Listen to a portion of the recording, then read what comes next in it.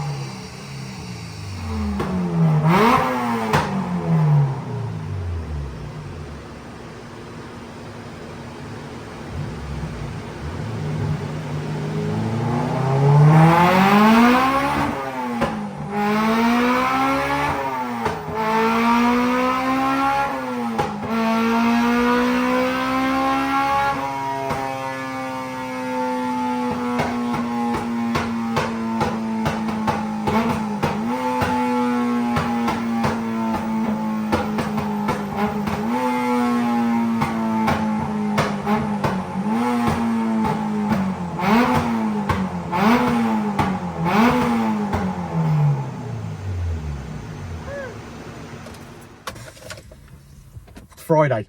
It is Friday, and it's going to be a busy one, I feel. It is. It's Friday. It's going to all hands on deck. Yeah, we've already done some valve clearing someone. So Jenna's done some valve clearing someone this morning, and we've completed a map, and we're sort of halfway through an engine swap. So there's a lot going on at the minute. There's a lot of grey in my beard here, kid. Well, that's because we're getting I old. look like a badger. Mm.